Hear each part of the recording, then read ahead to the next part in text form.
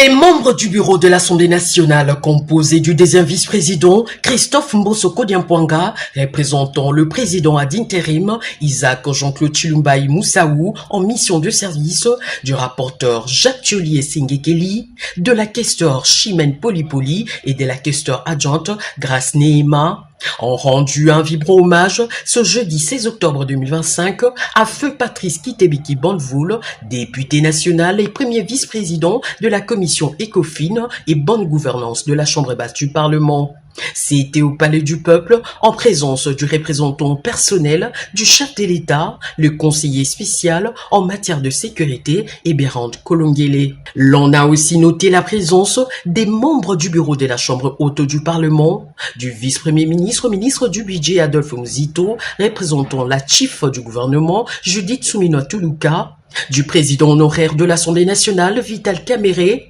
À cette cérémonie funéraire, les membres de sa famille biologique et politique AAUNC, de l'illustre disparu, les députés nationaux, la délégation du Fonds de promotion de l'illustre disparu, ainsi que la grande communauté de ressortissants des Kwango n'étaient pas en reste pour honorer la mémoire de feu Patrice Kitebiki Bandvoul. Prenons la parole au nom de l'Assemblée nationale pour l'oraison funèbre de feu Patrice Kitebiki Bandvoul. Le deuxième vice-président Christophe Mbosoko Diampouanga a salué l'intelligence, la bravoure et la simplicité de cet homme rassembleur dont les empreintes sont restées indélébiles dans la gestion de la République. Aux honorables députés et sénateurs, aux caucus de députés de la province du Kwango, ainsi qu'à ses nombreux amis et connaissances. En tant qu'institution à laquelle appartenait notre collègue Patrice Kitebiki, nous demeurons unis à sa famille à travers les mécanismes de solidarité parlementaire, conformément au règlement intérieur de l'Assemblée nationale. Patrice Kitebiki était un brillant parlementaire, une âme généreuse, un homme confident, un pilier sur lequel tant d'autres parmi nous nous appuyons. Sa présence, sa bienveillance, sa simplicité laisse une empreinte inoubliable partout où il est passé. Pour mémoire, il fut ministre délégué aux Finances, directeur général du Fonds de promotion de l'industrie, avant d'être élu député national dans la province, dans la circonscription du Kwango. Ceux qui l'ont connu se souviendront toujours de son savoir-faire, de son sourire, de son sens de l'humour, de sa sagesse et de sa force intérieure. Il savait être là dans les moments de joie, tout comme dans des moments de tristesse. Le deuil est un chemin long, parfois silencieux et douloureux, mais il est aussi une preuve de l'amour que nous portons à l'illustre disparu. Et cet amour, lui, ne meurt jamais. Bien avant cette oraison funèbre, le président de la commission Ecofin et bonne gouvernance de l'Assemblée nationale, le député national Guy Mafuta Kabongo, a salué la mémoire d'un grand technocrate au grand cœur. Avec lui, le chiffre avait un sens. Son souvenir restera vivant au sein de cette commission, a-t-il déclaré. C'est avec une profonde émotion et un immense respect que je prends la parole en ma qualité de président de l'ECOFIN de l'Assemblée nationale pour saluer la mémoire d'un homme d'exception. J'ai cité l'honorable Patrice Kité Biki-Bolmvoul, premier vice-président de notre commission, dont le départ laisse un vide immense dans nos cœurs comme dans nos travaux. L'honorable Kitebi n'était pas simplement un parlementaire engagé. Il était une conscience vive de la rigueur et du sens de l'État. À chaque séance de la commission, il apportait cette clarté rare, cette capacité à transformer la complexité des finances publiques en un langage accessible, limpide et formateur. Sous sa plume, comme sous sa parole, les chiffres devenaient sens, les lois devenaient outils et les débats devenaient école de la République. Autre temps fort de cette cérémonie, c'était la série des dépôts de gerbes de fleurs du représentant personnel du chef de l'État, du bureau de la Chambre basse du Parlement par le deuxième vice-président, du représentant de la chief du gouvernement ainsi que d'autres personnalités de marque.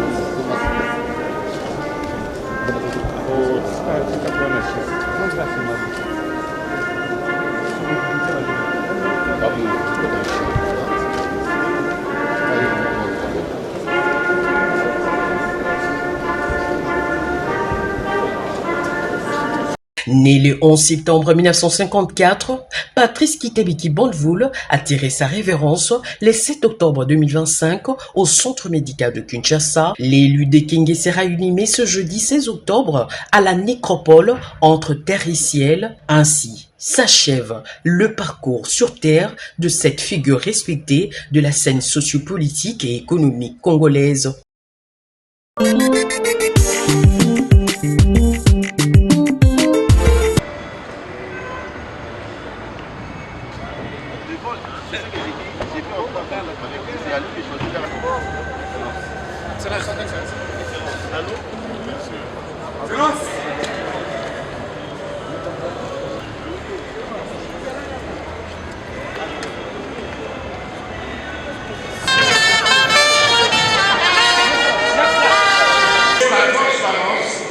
La discipline budgétaire et la bonne gouvernance a inspiré un changement de culture. C'est avec une profonde tristesse que je prends la parole devant vous. Au nom de la représentation nationale, pour rendre un dernier hommage mérité à notre défunt.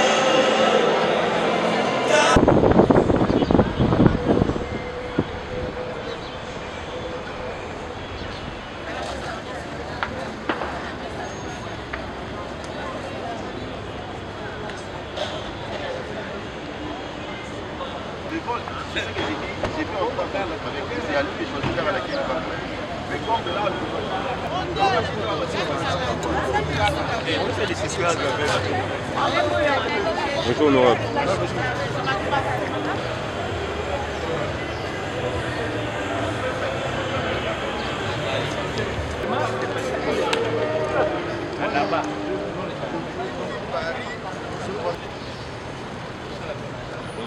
Bonjour, bonjour. Bien vu ça, président. Merci, il y a encore la merci, Bino, monsieur Bazan. Ok, Bino.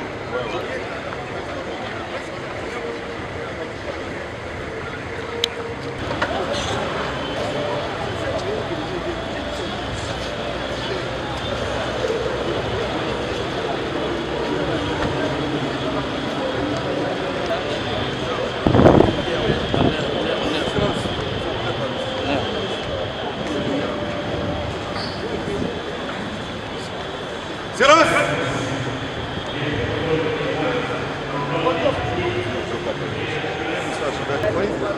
Dans le salon.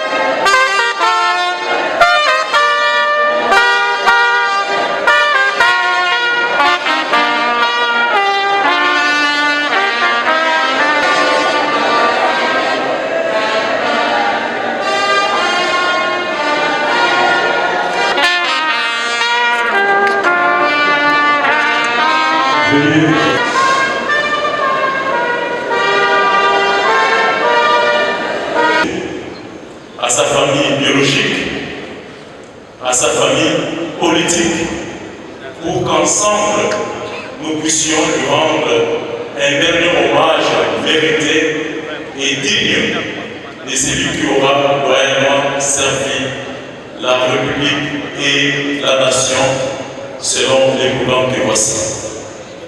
Par les témoignages de ceux qui ont connu ou côtoyé l'illustre disparu, après suivra le mot du regroupement politique AA-INC, regroupement cher à l'honorable Patrice Idébi. Juste après suivra le mot du caucus des élus du Congo. Après le mot du caucus des élus du Congo interviendra le mot du président de la commission ECOFIN. Nous tenons à rappeler son funèbre sera prononcé par l'honorable vice-président. Honorable président de l'Assemblée nationale, honorable président du Sénat, honorable députés nationaux et sénateurs, mesdames et messieurs, à vos titres et qualités respectifs, c'est le 17 octobre 2025 à 20h, avec un cœur et serviteur de la République. L'honorable Tépi n'aura pas seulement dirigé, il a incarné. Cette trilogie a caractérisé sa gestion durant tout son mandat attribué. Son passé en tant que ministre DG, l'honorable Patrice Tépi était toujours disponible pour servir la République en toutes circonstances. Lorsqu'il a fallu désigner notre représentant au bureau de la commission permanente de l'ECOFIN, l'honorable Vital Kamere n'a pas hésité un seul instant à m'instruire de faire une correspondance pour les désigner. Tout protocole observé. S'il y a des circonstances qui sont difficiles à vivre, celle d'aujourd'hui en est bien une, en ce que les caucus des députés nationaux et sénateurs, Mesdames et Messieurs les membres du gouvernement, Excellences, Monsieur le Conseiller spécial du chef de l'État, Messieurs les secrétaires généraux de l'Assemblée nationale et du Sénat, Mesdames et Messieurs les membres de la famille diplômée, distingués invités en vos titres et qualités respectifs. C'est avec une profonde émotion et un immense respect que je prends la parole en ma qualité de président de l'ECOFIN de l'Assemblée nationale pour saluer la mémoire d'un homme d'exception. J'ai cité l'honorable Patrice Tépi-Kibol, premier vice-président de notre commission. c'est avec une profonde tristesse que je prends la parole devant vous. Au nom de la représentation nationale, pour rendre un dernier hommage mérité à notre défunt collègue, l'honorable Patrice Tépi-Kibol.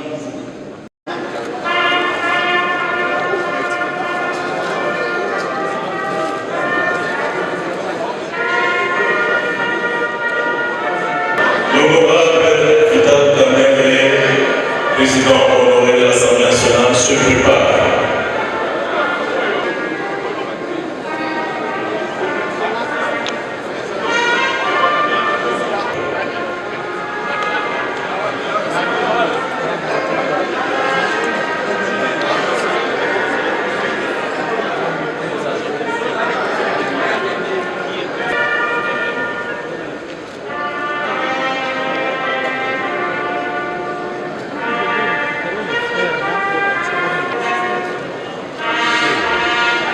Honorable, faites diligence s'il vous plaît.